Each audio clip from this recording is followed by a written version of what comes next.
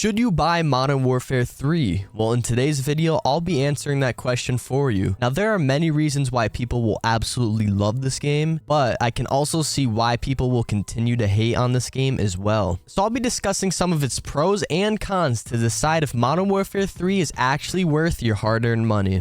Now, to start things off, I'll be discussing this year's campaign, but don't worry, I will not spoil anything. But before I begin my review, here's how all the big-time game reviewers rated it. Now, this is somewhat considered personal preference since the campaign is all about the story, but at the same time, I could see why the reviews are so low. First of all, the average playtime of this campaign is very short at about only 4 hours to complete, which causes this to feel like some small project made by Call of Duty rather than a new and fun campaign experience. Now, don't get me wrong, 4 hours isn't terribly short, but the fact that almost every mission feels very simple and dull makes this campaign kind of feel like a drag. Most of the missions just have you go to a single objective and then end off with a cutscene, whereas they could have had the opportunity to bring something new and exciting with these missions, but instead they all turned out to feel like they were thrown together like a high school project that's due the next day. It's obvious that this campaign was low effort and rushed because of the large amounts of reused assets, which leads to my next point. You see, the thing that threw me off here was the lack of Modern Warfare 3 weapons that were usable in this campaign. Since Modern Warfare 2 weapons are now being integrated into Modern Warfare 3, it just seems like you were using Modern Warfare 2 weapons almost every mission. I feel like I never had Modern Warfare 3 weapons, which gave it the feel that this game was supposed to be a DLC, but I'll talk more on that later. Another thing is the new open combat missions. Modern Warfare 3 introduces open combat missions, which for the first time allows players the choice of how to complete objectives based on their preferred playstyle. This new and exciting feature was supposed to bring a more personal take to complete the campaign in your own way, but they turned out to be absolutely horrible. Don't get me wrong, these missions did add the freedom to complete them in your own way, but at the same time, it still felt very empty. All there really was to it was just loot scattered around the area like we're playing Warzone. And the enemies in these missions just make it seem like you're playing some boring Spec Ops mission. Even though the gameplay itself felt lackluster and rushed, I did find some good things that this campaign had to offer as well. The overall story left me intrigued and excited to see what they have next in the franchise. And don't get me wrong, there still were some missions that were pretty fun, such as the stealth missions that require some patience and a little bit of skill. Now, as far as multiplayer goes, I think we're in for a very good year. So far, Sledgehammer Games has been showing an incredible amount of support for the community as they've actually been listening to a lot of the feedback from us, unlike some people. Now, a good multiplayer strongly depends on what maps the game has to offer. And on the release of Modern Warfare 3, we'll be seeing all 16 of the original Modern Warfare 2 maps completely remastered as the base maps for this game. So if you are a big fan of the OG MW2, I think you will be in for a great experience. Now, back to where I mentioned this game being a DLC. It's because of the many reasons, including the fact that they have announced that they'll be adding some of last year's Modern Warfare 2 maps into this game as well. They've already announced maps like Farm 18, Shoot House, Shipment, and many more being added into the game sometime in the post-launch seasons. Now, this is primarily not a bad thing, as you'll be able to relive these fan-favorite maps from last year, except with better movement and more weapons. But at the same time, it will be repetitive in a sense to those who wanted fresh and new content. Speaking of weapons, we need to discuss those. As you may have heard earlier, I mentioned that Modern Warfare 2 weapons are being integrated into Modern Warfare 3. Now, this is more of a personal preference thing, which I can see people loving and I can see people hating. I think some people will take this as a good thing because of all the weapon bundles, camos, charms, and anything that they may have earned or spent money on in MW2 will still be accessible and not thrown away in the past like some things that we remember.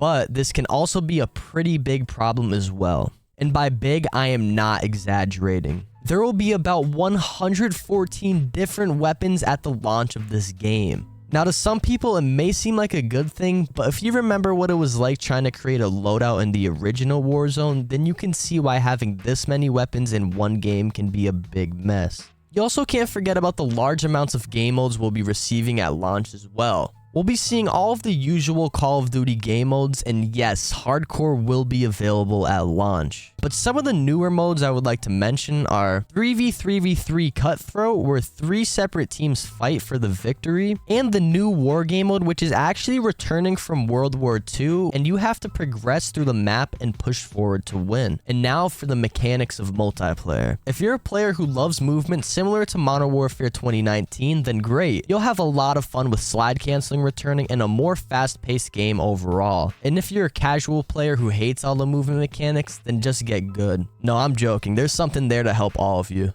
Now, aside from the movement that everyone begged for, something new we'll be getting is the replacement of perks, which brings vests, gloves, boots, and gear. When choosing a vest, there are certain vests that remove or increase the number of tacticals, lethals, field upgrades, gloves, boots, and gear you can carry into the match. So you want to choose a vest first when making your loadout.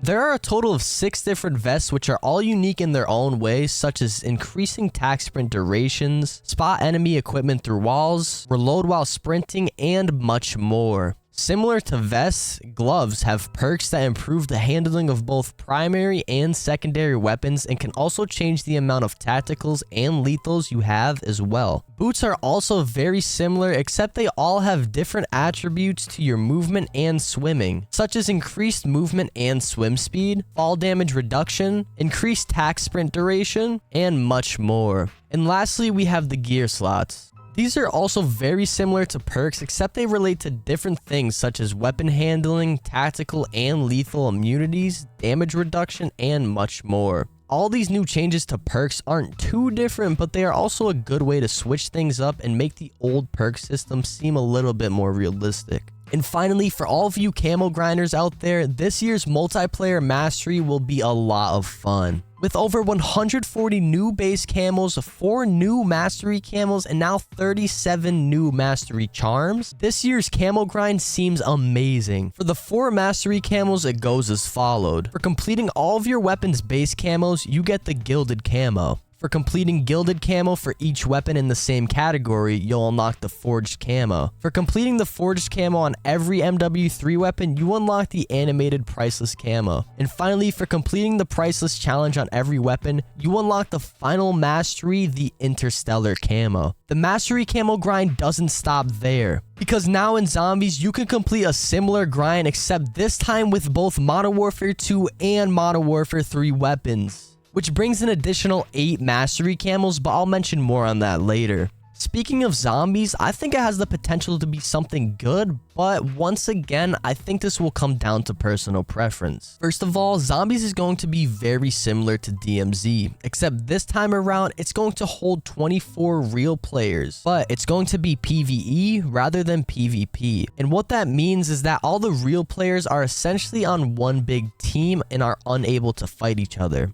And you are only to battle with zombies and enemies around the map. Similar to DMZ, it's going to have all the operator slots, which you then build a loadout for that operator and deploy into battle. Similar to multiplayer, zombies will have field upgrades, except with a twist. There are many different field upgrades which help eliminate zombies, repair armor, heal players, and much more. These field upgrades seem to be similar to some of the ones that we received with Black Ops Cold War Zombies. And yes, zombies will still have most of the traditional features such as perks like Juggernaut, Quick Revive, Speed Cola, and much more. We'll also be getting a lot of the classic wonder weapons like the Ray Gun, the Wonder Waffle, and much more. Now, like I said earlier, most of this seems to be personal preference. If you like DMZ, then I think zombies will be a lot of fun for you. If you like round-based zombies, I think this will be good for you as well, because even though it's not entirely round-based, there is still a high-risk, high-reward feature to it. Because if you don't exfil successfully, then you'll lose all of your hard-earned gear. And like I mentioned earlier, the camo grind for zombies will be insane this time around. We'll be getting 4 different mastery camos for the MW2 weapons, which include Golden Ivory for completing all the weapons base camo challenges, Spinal Husk for completing Golden Ivory on an entire weapon category, Arachnida for completing Spinal Husk on every weapon, and the final mastery, Bioluminescent. But it doesn't end there, as there will be an entirely different grind for the MW3 weapons. The 4 mastery camos include Golden Enigma, which is earned by completing the base camo challenges, Zircon Scale, which is earned by completing the Golden Enigma challenge on a weapon category, Serpentinite, which is earned by completing Zircon Scale on all weapons, and the final mastery camo, Boralius, which is unlocked by completing Serpentinite on all MW3 weapons. Overall, most of the things I've listed in this game can be taken as personal preference. If you strictly like the campaign, then personally, I don't think it's worth the $70. Unless you're a diehard Call of Duty fan, then by all means, the choice is yours. But personally, I wouldn't buy this game just for the campaign. If you like multiplayer, I think it is 100% no questions asked, definitely worth it this year.